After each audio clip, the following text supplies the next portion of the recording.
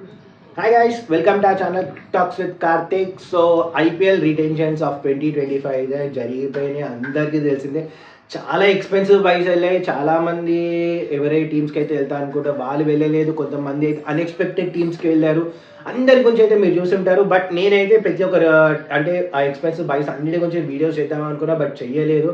ఒక లైవ్ అయితే పెట్టాను నిన్న, ఏదైతే అయిందో దానికి అందరు చూసే ఉంటారు. సో చూడకపోతే కనుక ఐ థింక్ ఆల్రెడీ మీ అందరికీ తెలిసింది ఎవరైతే ఎక్స్పెన్సివ్ బైస్ వేసామని. బట్ నేనైతే ఆ రివ్యూ ఎవరైతే బైస్ ఉన్నాయో వాటి గురించి మాట్లాడదలుచుకొని ప్రతి టీంని డీకోడ్ చేద్దాం. ఎవరెవరు రీప్లేస్మెంట్లోకి వచ్చారు, ఎవరెవరి టీం ఎంత స్ట్రాంగ్ ఉంది, ఎవరెవరు ప్లేయింగ్ 11లో వస్తారో అయితే చూద్దాం. సో ముందుగా మనమందరం తెలుగు వాళ్ళం కాబట్టి లాస్ట్ టైం సెమీఫైనల్స్లోకి ఎవరైతే టీం వచ్చారో ఆ టీం గురించి అయితే ఇప్పుడు మాట్లాడదాం. అది ఎవరో కాదు, కావ్య మీనన్. ఎవరైతే ఓనర్ ఉన్నారో లాస్ట్ టైం చాలా మంచి స్క్వాడ్ తీసుకుంది, ఈసారి అయితే తను కావాల్సిన ప్లేయర్స్ని అయితే రీటైన్ చేసుకుంది. సో ఆ టీం ఎవరో కాదు, మన Hyderabad team, Sunrisers Hyderabad.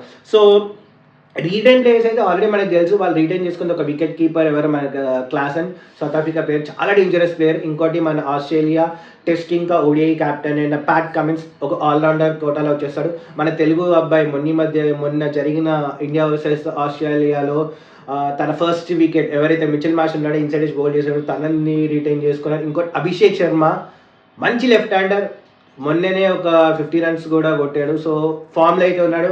Indian టీంకి అంతగా పర్ఫామ్ చేయకపోతే మాత్రం ఐపీఎల్ మాత్రం బాగా పర్ఫామ్ చేస్తాడు. ఇంకొక ఎవరైనా ట్రావిస్ హెడ్, ఇండియా మీద అంటే విరుచుకు పడతాడు ఆ ప్లేయర్. సో మోస్ట్ ప్రాబ్లీ వాళ్ళకి ఇద్దరు ఓపెనర్స్, ఒక ఆల్రౌండర్, ఒక బౌలర్, ఇంకా ఒక వికెట్ కీపర్ అయితే వాళ్ళు రీటైన్ అయితే చేస్తున్నారు. సో వాళ్ళ బ్యాటింగ్కి వచ్చేసరికి వాళ్ళ బ్యాటర్స్లో వాళ్ళు నాకు తెలిసి వాళ్ళు అయితే class and compulsory, Travis head compulsory. So టీంలో అయితే వాళ్ళిద్దరు కంపల్సరీ ఉంటారు. సో ఇషాన్ కిషాన్ని రిటైన్ చేసుకున్నారు. ఇషాన్ కిషాన్కి వచ్చేసరికి ఎస్ఆర్హెచ్ వాళ్ళు ఒక గ్యాంబుల్ చేశారనమాట. అంటే వేరే వాళ్ళు వెళ్తారేమో అతని కోసం అని బడ్జెట్ పెంచుదామని అయితే చూశారు. బట్ అదే గ్యాంబుల్లో కావ్య మీననే పడింది. సో ఇషాన్ కిషాన్ని వాళ్ళు 11.25 crores అని కూడా వాళ్ళని రీటైన్ చేస్తున్నారు. ఇంకోటి ఇద్దరు చిన్న ప్లేయర్స్ని like Sachin Baby, last time అతనికి ఎస్ఆర్హెచ్కి కూడా లెఫ్ట్ హ్యాండర్ మంచి ప్లేయర్. ఇంకోటి అంకిత్ వర్మ. సో వాళ్ళ బ్యాటర్స్ చూసేసరికి మనకి Ishan Kishan, Ankit Varma, Sachin Baby, Henry Klaasen, Travis head.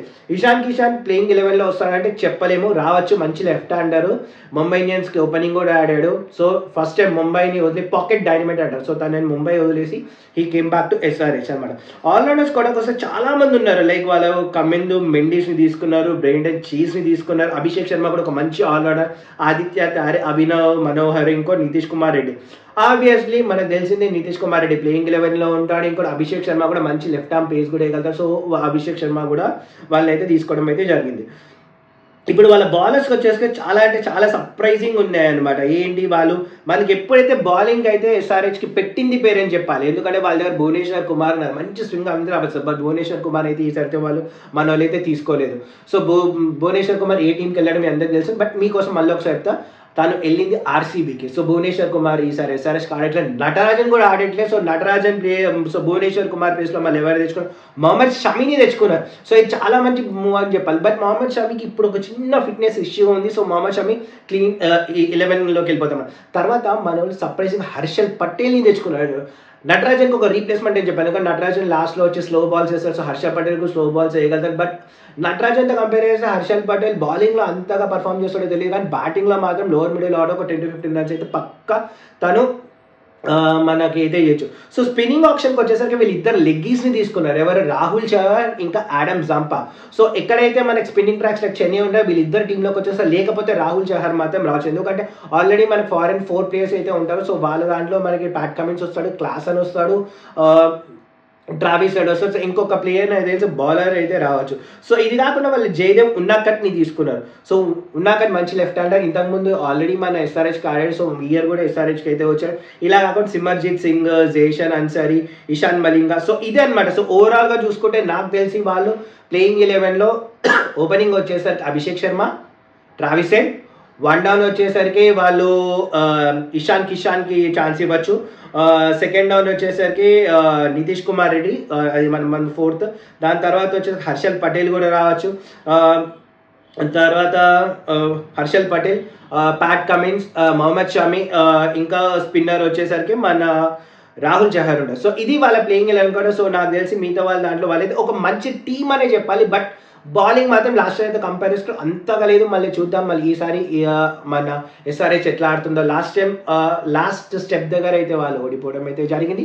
ఈసారైనా మన ఎస్ఆర్హెచ్ కప్ గెలవాలని చాలామంది ప్రయత్నిస్తారు, చాలామంది ఆశిస్తున్నారు. సో ఈసారి కావ్య మీరన్ కోరిక తీరుతుందా లేదా.